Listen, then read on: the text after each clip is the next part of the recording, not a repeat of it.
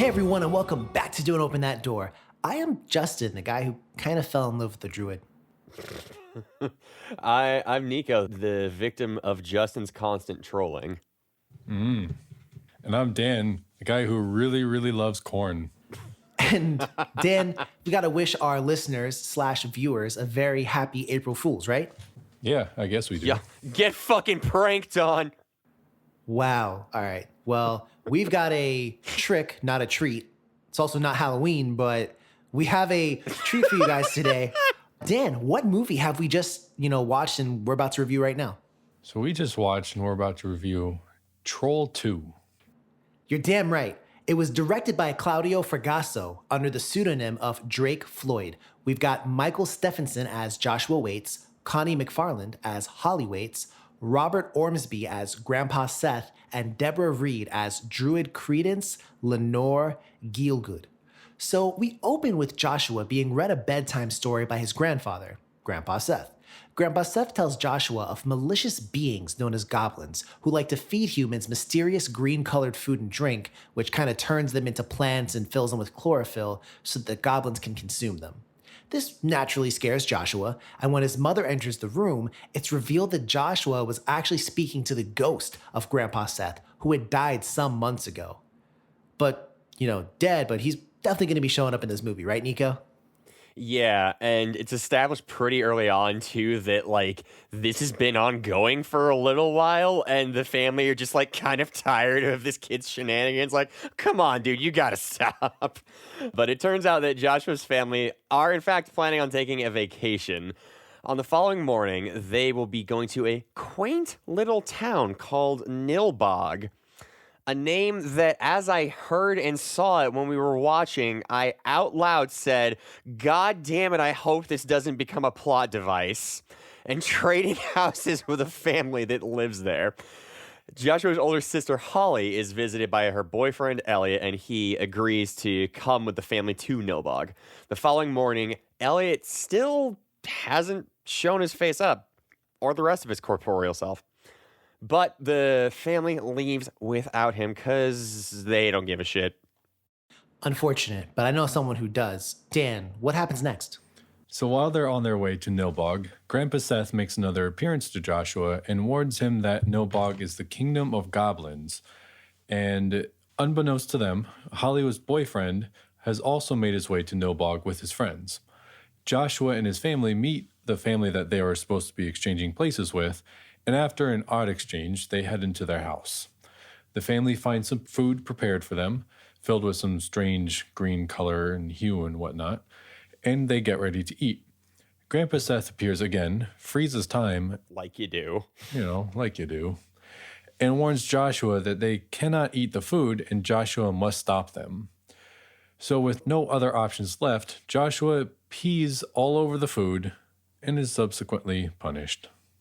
Absolute mad lad. Absolute mad lad. And that leads to a very, very good quote, which we'll get to later. But, while that's all happening, one of Elliot's friends goes for a walk, and he's subsequently attacked by legit goblins. They, throw, spears at him and shit. So he flees and finds an old chapel where he encounters a druid named Creedence. Creedence gives him a little, concoction that transforms him into a tree/plant. Meanwhile, Joshua and his father, kind of the next morning, whatever, head into town. Joshua stumbles upon a secret meeting of the townspeople and is caught, but luckily for him, because they try and force feed him some poisoned ice cream to kind of turn him into a plant, his father interrupts and takes Joshua home. So, Nico, what happens after that? So, following that scene of events, Elliot joins up with Holly and her family as his friends are killed one by the goblins, but it's okay because they sucked. And they come across a surprise party back at the house thrown by the townspeople. Joshua attempts to stop the party, but he's unsuccessful. Grandpa Seth shows up again and gives Joshua some fucking Molotovs to really break up the fet. A goblin, then disguised as a human, casts a spell to send Grandpa Seth back to hell. But as he departs, Grandpa Seth sends one bolt of lightning up his ass, just incredibly, and he explodes into flames. Being burned, though, reveals his true form, and the family barricade themselves into the house as the goblins reveal their true intentions and attack. All right. I mean, Dan, what would you, well, not what would you do, but what do they do in this scenario? So now the family holds a seance to summon the spirit of Grandpa Seth. He ends up coming and says that this is the last time he can come back, and hands Joshua a bag with a special item to use against the goblins. The goblins storm the house, and Joshua is kidnapped and taken to the chapel, and he opens the bag and uncovers a bologna sandwich. This causes the goblins to become disgusted with him and also potentially unable to consume him, and he touches the goblin's magic stone. His family shows up and assists, and with the power of good thoughts, quite literally, they destroy the stone and the goblin threat. All right, that's pretty wild. The movie could have ended there, but it didn't. It actually closes on a cliffhanger.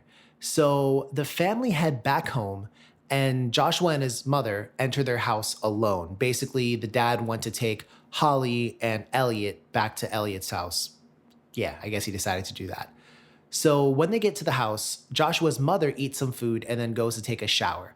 While she's doing that, Joshua finds some potential signs of goblin interference, and he runs up to find her. Unfortunately, he's too late. He sees goblins eating her innards because it turns out that she ate some food that was poisoned. Her outards, too, to be fair. And he lets out a scream, and the movie ends there. That's where this thing ends. So let's go ahead and take it from the top, shall we? Visuals. I mean, Nico, what do you think about the visuals in this flick? It's like if any of you listening have seen Labyrinth, it's like that, but with less seriousness, I guess you could say. There's some pretty hilarious costume design, and you can tell that this is something that was meant to not be taken as seriously, but that's not necessarily a bad thing. I think we're going to talk about that later on, perhaps. The one thing that I will say was just particularly silly / uncomfortable was just looking at all the fucking chlorophyll dishwasher detergent shit that was just all over the table at times. That was just, ugh. All right. Dan, where do the visuals take you? They're not great. I mean... I was trying to dance around that, you see. Yeah. The goblins look pretty hokey, and there's that one fucking goblin with the face. Yeah, I was about to say. That I die every time it's on screen. It's so good. Yeah, I mean, they're not great, to say the least. Yeah, I will say that clearly the budget was not super high in this movie. It did come out in 1990, so gotta cut it a little bit of slack on certain things. The economy was bad back then, you see. Wait, no, it wasn't. Was it? No, it wasn't. Fuck. Everything's going against this movie now. So there's certainly that. And also, I think from an audio perspective, we really have to address the dialogue. There are some things that people say that are just downright silly. Nico, there's a very popular quote that this movie is known for. Why don't you go ahead and remind listeners what that quote is? You can't piss on hospitality. Yes, such quotes like that. You can't piss on hospitality. Even directly after that, Joshua's father gives him a very odd lecture on hunger pangs. And it turns out that apparently a lot of this script was written by people who English wasn't their first language. And the actors in the movie who all spoke fluent English were all from America. They offered to change the wording to make it sound more natural. Oh, that's so nice of them. But they were told, no, you're not allowed to change anything. It must be done verbatim. So all the actors knew what they were saying didn't make a lot of sense. Wow. That makes this even better. Are you fucking kidding me? That's like the opposite inverse of fucking Suspiria. So yeah, it it pretty is. much is. It pretty much is. Apparently there was a lot of difficulty in communication between the crew and the actors. Can't fucking imagine why. Only like one person could actually communicate. Listeners will remember the story Nico and I told about the movers. It was literally just like that. You know, only one person could communicate between both groups, and it was just kind of crazy. So all that to say, the dialogue in this can sometimes come off kind of stunted. Kind of, wait, what did you just say? It's awkward, but just awkward enough so that it really falls into a so bad it's good type territory. And we'll probably talk more about that. But I want to get, Dan's take. So Dan, what did you think, I guess, particularly when it comes to, other things outside of the dialogue? So, I mean, the audio quality was actually not too bad. I mean, there are some times where it was like super obviously like overdubbed, but I mean, it was passable. Now, one thing that I found was kind of funny was the entire soundtrack was composed by Carlo Maria Cordio on a Korg M1 synthesizer. Now, a lot of times these synthesizers, keyboards, things come with like little demo songs, so you can hit play and it'll demo and show you the different sounds it can make. So apparently one of the compositions is actually nothing more than the M1 demo track just sped up. This motherfucker said necessity is the mother of invention up in this. Yeah. Oh, man. I would love to see that. Okay. Nico, where do you put the audio at?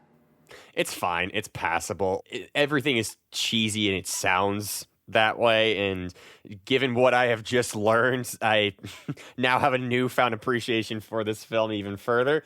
So it's passable. It's functional. You're not going to hear fucking Annihilation soundtrack in this. It's fucking Troll 2. So should we address the naming of Troll 2? So let's address the naming of Troll 2 right now. The movie itself, there is another movie called Troll. Troll 2 has nothing to do with Troll. They're not even made by the same people. They just happen to name this movie Troll 2, which in and of itself is a troll. Well, they didn't just happen to name it Troll 2. I mean, they called it Troll 2 to... They didn't just accidentally stumble the words together. All right. I mean, that's what I mean. Oh, damn it. It happened again. No, they called it Troll 2 because the original Troll was somewhat of a success. So they wanted people to watch it thinking that it was a sequel, when in reality it has, like Justin said, has absolutely nothing to do with Troll. We should review Troll. Troll is a cool little movie. We should make a movie called Star Wars Episode 12. And just do that. I mean, that's what this movie did. Just beat him to the punch. I wonder if movie studios nowadays, like, would they just start copywriting or, doing whatever it is, like a bunch of different things that could possibly pertain to their movies. I wonder if they do that. I've never thought about that. Seems like a massive waste of money. So yeah, probably. In any case, given that everything we just said, and this movie, obviously came out in 1990, how well does this hold up today, almost 30 years later? And I'm going to turn to Nico for this one. So Nico, how well does this hold up today? It doesn't at all, but that's kind of the fucking point, I think. And this is something that I wish I could take a fucking view a time capsule and go back to when they were filming and ask them, how well do you think this is going to be received? Just in complete seriousness. Like, what are you going for? Are you yourselves just fucking with us right now? Or just... the gall on these mad lads for making this fucking movie, first of all. And it's iconic for that. Like, it doesn't hold up even... No. But in the best way. So let me ask you this. If you knew, because apparently the rumor is that they've stated that they always thought it was going to be horror with comedy influence. Does that change your mind at all? Okay, yeah, I can see that. I could see that as kind of almost like a more intentional version of The Room, perhaps. All right. Now, do you think people can still get a lot of enjoyment from it today? Oh, fuck yeah, absolutely. Definitely. All right. So, Dan, you say definitely. So this does still hold up to you? No. Does not hold up. Oh my God. I was definitely responding to do we get enjoyment? Yes. I get enjoyment because it doesn't hold up. Oh my God. Were you expecting differently? Kind of. And I will point anyone who really wants to know more. Apparently, the guy who plays Joshua, he's obviously grown up now. Michael Stephenson. And apparently he actually came out with a documentary about the making of this movie called Best Worst Movie. No shit. Oh, we should watch that. Yeah, like that sounds really sick. But in any case, let me go ahead now and ask, do you think that this is, just to kind of close this topic out, do you think that this was intentionally kind of a so bad it's good type movie? Or do you think they tried, it kind of didn't turn out that way, so they're just like kind of almost pulling a room, like it was always intended as like a dark comedy? Yeah. No, it wasn't, dog. I mean, do you think they always intended for it to be that way? Because there is a little bit of evidence that they ham up some of the lines a little bit. Certainly. Particularly with, like, they ate me or they ate her and they're going to eat me too. That is clearly, hammed up a little bit, I would say. Yeah. So, Dan, do you think it was intentional or no? No, I don't. At least from the director's perspective, it wasn't. Like, I know it was not intentional. He was serious about it. Fuck. Huh. Dan came with receipts. So let me go ahead now and ask you this. Motherfucker said case closed.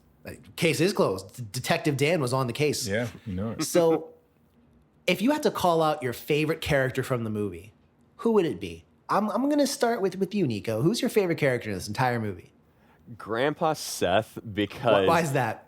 For context, the three of us actually watched this together for the first time on... not for the first time, but like as a watch party for the first time, like utilizing that shit for the podcast. And what a fucking experience that was.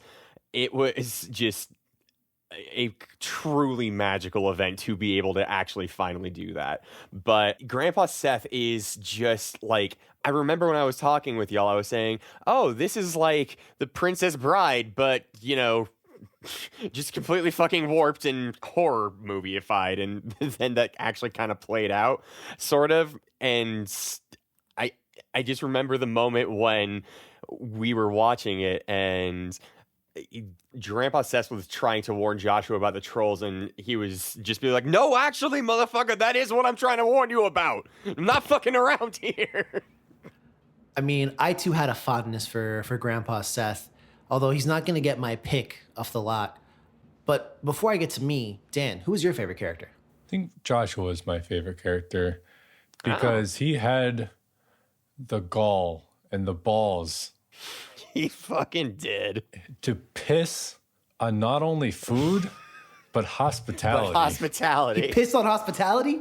I mean, if somebody was like, yo, Justin, Nico, you got to stop these people from eating this food, would it ever cross your mind to piss on it? No. I would just knock it off the table or just like... Yeah. This man risked it all because he got punished for that shit too. He risked it all to save his family. That's why he's my favorite. All right. So this is going to be the start of quite a lot of simpery on my end. But my favorite character was Druid Creedence because, I don't know, I really enjoyed her take on the character. She definitely played up a lot of different things. My favorite scene is probably going to come as no surprise to anyone when I reveal it, but I just loved her throughout the movie. She, at one point, was like mystically communicating with the magic stone. Then she was making concoctions for people to drink so they turn into plants, took a chainsaw to somebody and chopped him up. I was just like, yo, granted, and I should say this now, the movie was PG-13, so the way they got around a lot of that was with chlorophyll instead of blood. Mm-hmm. But yeah, I loved her. Any shouts for least favorite character or someone you really didn't like? Or were they all just super likable? I mean, I can't think of any. My least favorite would be one of the minor characters who is that one, like, the one goblin, the pastor guy. Oh, okay. Why's that? I don't know. I just thought he was creepy. Okay. He was pretty creepy. I didn't like his haircut either. Oh, damn. He had the solid snake haircut. Yeah, he kind of did. Yeah, he did. Actually, dude could have kind of been solid Shadow snake. Moses looking ass. So it's an interesting thing that I found about this movie. So in the movie, we see the same aforementioned pastor preacher goblin give a speech about meat and how meat like sucks. and it's horrible and it, like rots out the body and whatnot. Apparently, there is a little bit of information floating around on the internet that this movie may have originated as a way for the director's wife to kind of express her frustration with, I guess, some of her friends becoming vegetarians, and they might have been annoying about it. They might have pissed her off a little bit. How annoying do you have to be? Holy shit! I have never seen that much dedication to a bit. Are you kidding? A whole fucking movie. Oh, you guys are being such jerks to me. I'm gonna make an entire fucking movie about it. This is what I've seen. I haven't, I obviously can't confirm it, but that's what I've heard. So, do you think there is a strong anti-meat messaging in this movie? I think so, especially near the end when Grandpa Seth's like secret item is a fucking bologna sandwich, and that's like their weakness. Because also, like, if you think about it, I mean, like a lot of like meat lovers, when they talk to or about vegetarians, they're like, "Oh, I'm just gonna give them a bacon, burger, cheeseburger, blah blah, whatever," and that's this movie's equivalent of that. I'm gonna throw a steak at their face or whatever, and I'll throw the steak in your face.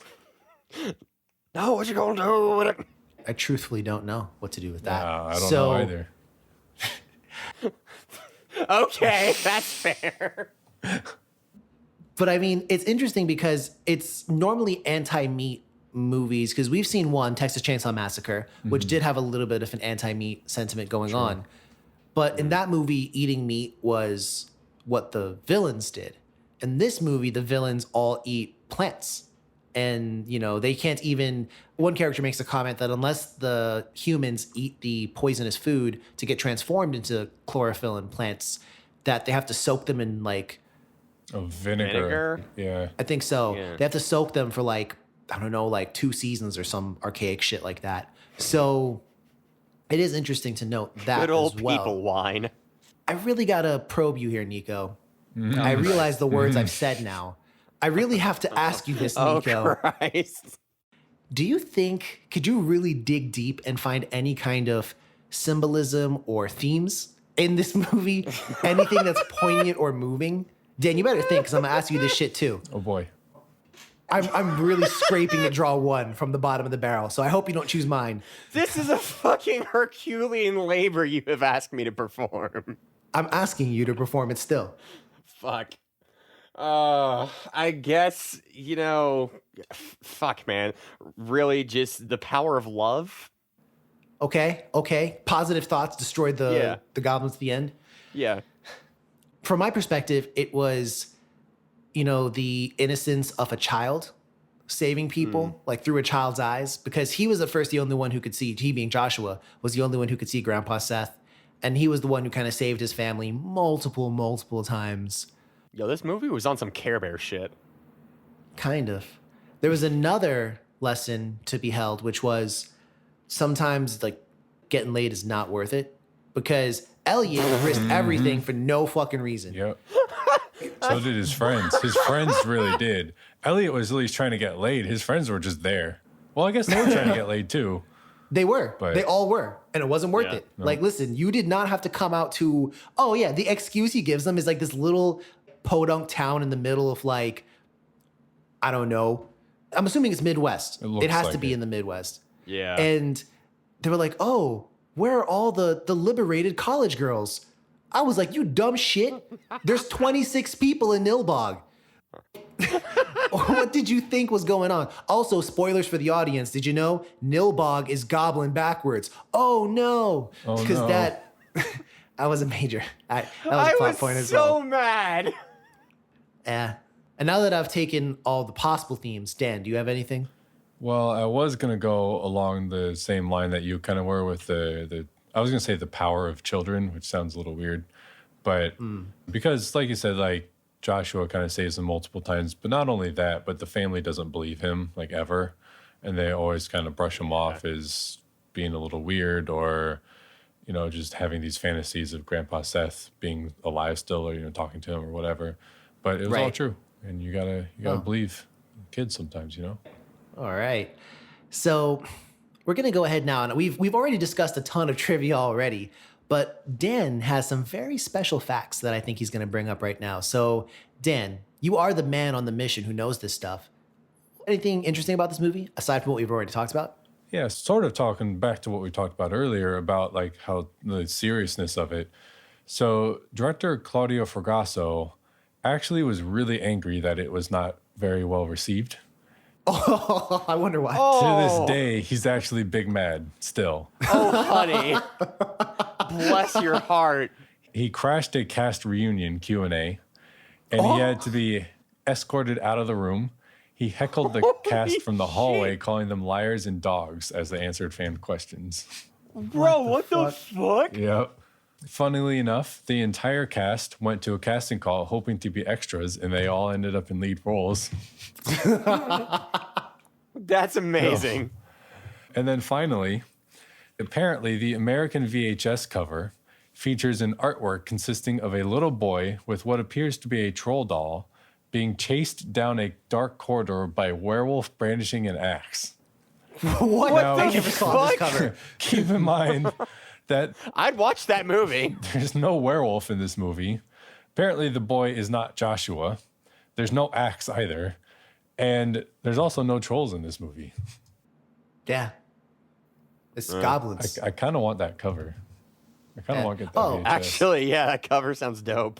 Apparently, this movie was shot in Utah, so I wasn't too far from the mark. Okay. Oh, okay. But the one thing that I have to say here is within the movie, there's a store owner who like owns the general store. I think he's the guy who gives the milk Oh, to yeah. one of Elliot's friends. That shit was so nasty. Well, here's the thing. His name is Don Packard. And apparently at the time, he was a patient at a nearby mental hospital. And he was on a day trip. And on that day trip, he was cast and they filmed his part. Okay.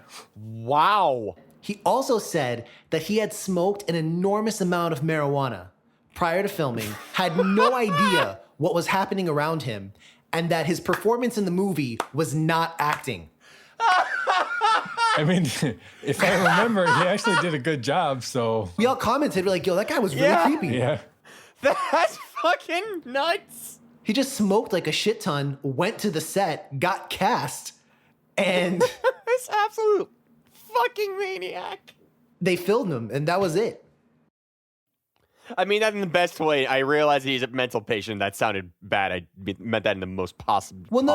I way. mean, see, we don't know. He could have just been like, you know, what I mean, taking care of something. We have no idea what he was there for. And I mean, clearly he was like, you know, pretty well adjusted. I mean, he auditioned for a film, got cast, Yeah. and did it. So clearly, Okay, yeah, that's facts. You know, he's in an iconic film. yeah, he knew enough to know what was going on after smoking a ton too. So that's like extra props right there. So there's certainly that. But yeah, that's crazy. And now this brings us to an even wilder part, which is the what would you do? Now, I will have to say, Dan already kind of hinted at one of, you know, the things I was going to talk about. So the first segment is going to be called Piss on Hospitality. Let's say you are Joshua and you guys, you know, your family has just arrived at Nilbog and there's this big feast in front of them that's going to turn them into chlorophyll. Grandpa Seth shows up and tells you, Dan, Nico, Justin, you know, you have to stop them. And you're like, I don't know how. Just whip out your dick and pee on the food. If you were given the option to do so, do you think you would to save your family, or would you try and come up with another way and potentially fail?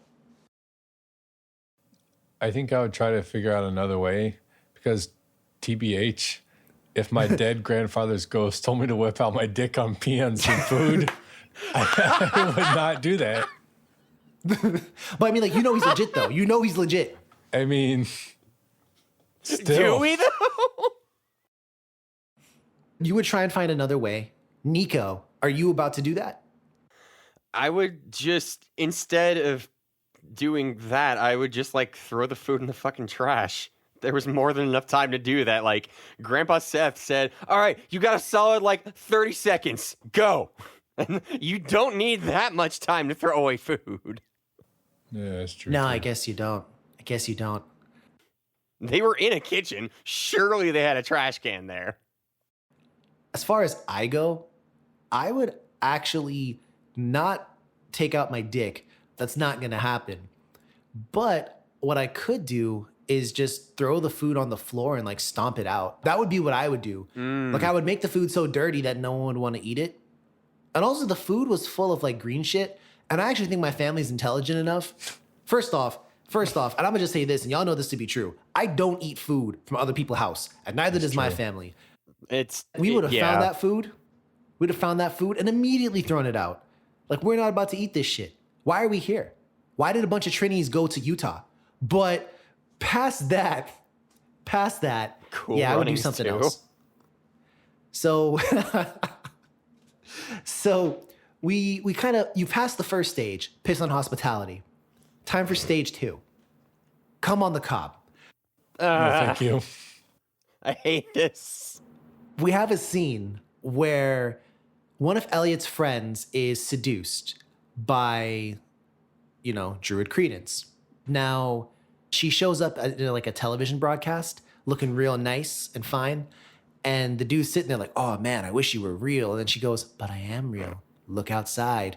And sure enough, she's out there. So he invites her into the trailer. And what can only be described as an ethereal amount of fucking popcorn just starts popping in the trailer. And the trailer fills with popcorn. So I looked this up and she like gets on top of him and shit. The character's official noted death is drowned in popcorn. So, Bro, that whole scene was just soft corn porn. oh, God damn it. so I have to ask, Nico, do you think you would fall victim to her seductive wiles? Do you think? I mean, finish your thought. Well, that was it. Just do you think you Okay. you would fall victim to her seductive wiles, or do you have, are you a true king? Would you stand up and banish her? Banish her? I have that Wow. ability? Shit. All right. Yeah, I guess I'll seal her in Dimension X. If you're giving me that fucking power. Okay, well, you don't have any superpowers. Could you resist or no? Big on thought. No, I... All women are queer! That's what popped in my head when you said that. I'm sorry I had to. What was the question? Would you be seduced or are you a king? Oh, no, I would not be seduced. I'm not about to fall victim to fucking poison ivy out here. Okay. Dan, how about you? I probably would. I would be a little weirded out by the corn, but hey, yeah. Like, She's it's like popping. it's fresh popcorn. And I hope, keep moving. So, All right, This fucking Well- recording session is mad jokes. keeping it moving. last one is going to be called Grappling with the Goblins. This is stage 3. Oh no. I was going to call it something else, but I figured I had one dirty line already. That was enough. So let's say it was the 3 of us, right? In the house, and the goblins started invading. Do you think we could fight them off? Yeah, we would just kick them. Fuck And yeah. we'd be fine. They're tiny as shit. Just punt them across the room. They got weapons, though. They got like little spears. Bro, they have toothpicks. Yo, they throw like fucking toothpicks at people, like oversized toothpicks. They're on some ghosts and ghouls type shit. Oh, Or ghosts and goblins or whatever. what would be your preferred method of fighting off the goblins? Would it be like straight martial arts? Would you street fight, pick up like random objects and beat them? Or what would it be? How would you take out the goblins? I need to know. Okay, see, Just in case we wind up in Nilbog. in Assassin's Creed, there's this special ability where Oh, you can shit. you use like your grapple and you like latch onto somebody and you throw them into another person. I would just like pick up a goblin and just throw them into like all their goblins, and that's all I would just keep doing. Oh, I see. I see. Or I You would just ever kick them? hit a motherfucker with another motherfucker? Yeah, So, Nico, what would you do, man? What would you do? Dan. I think Dan just has a brilliance that is just eclipsed my creativity here. Because honestly, I would legit just fucking kick them. Like, for context, we're all some pretty tall dudes, and I will just fucking pirouette and Chun-Li myself out of this bitch. So I was going to say, for me personally, I would have to go full on, like Streets of Rage. And I would just start like boxing them. I would really just start boxing them. And they're low. They're low to the Or ground. would you call the cops? Do that special ability, call the cops, and have them shoot missile launchers? Just like shoot a bazooka. I mean, you will actually, low key though, if I knew the goblins were invading, I'd probably grab some knives. Like. Yeah. Would you think to grab meat, though? Oh my God, I just realized. I think my dad is a goblin. What? My entire life, he always told me he's only afraid of one thing. What is bad it? baloney. Oh. Holy shit! Steve, I know you're listening to this. I think our dad's a goblin.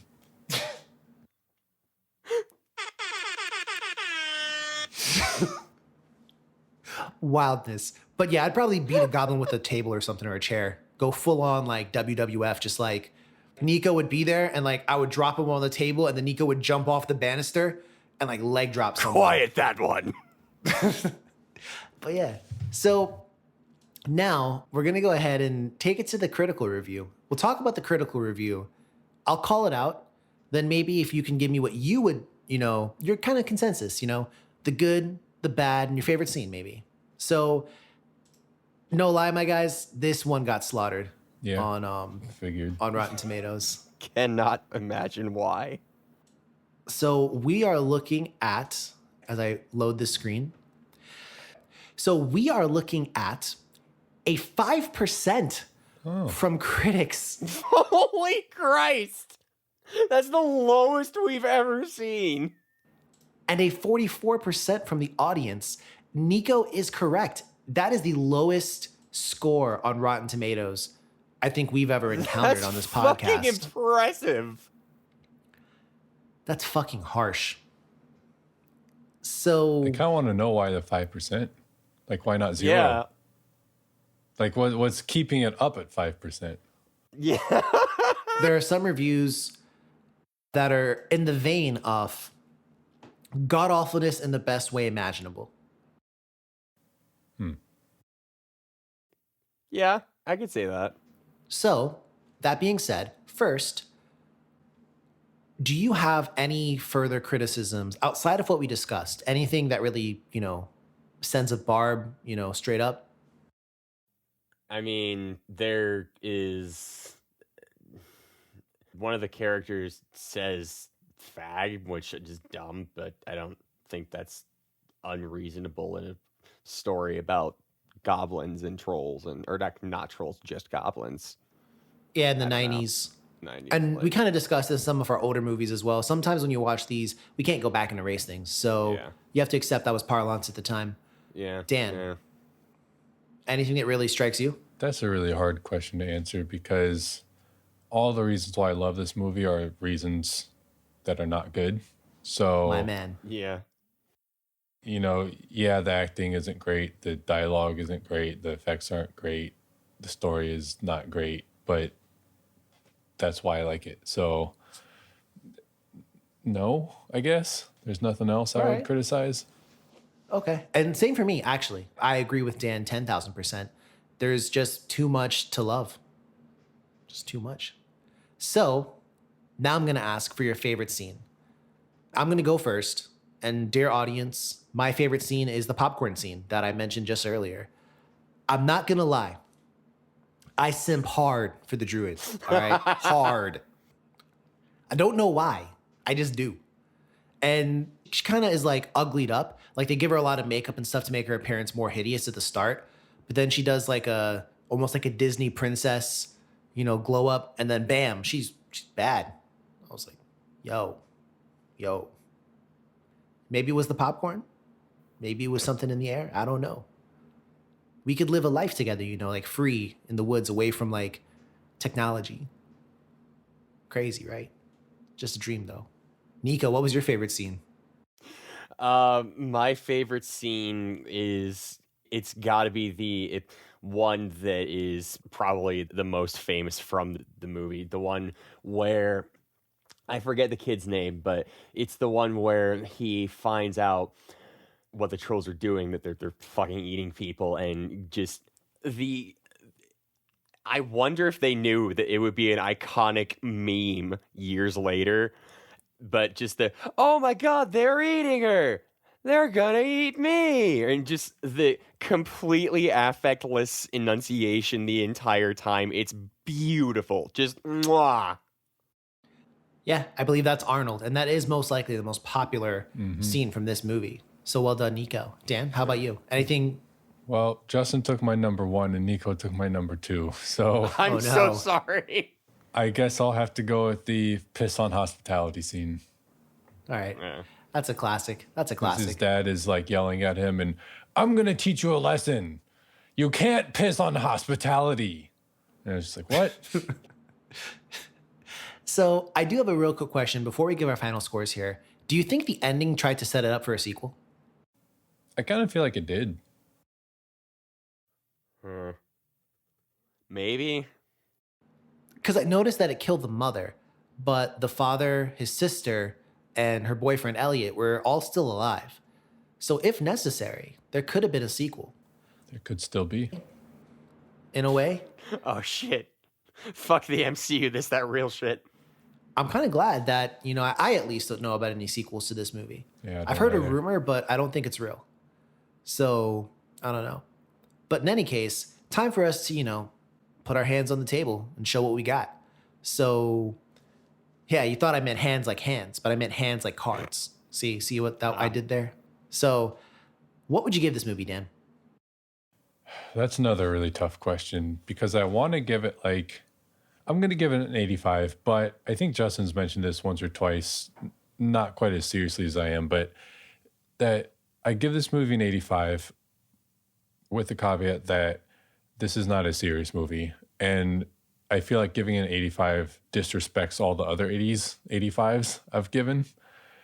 So this is a very not serious, laughing 85.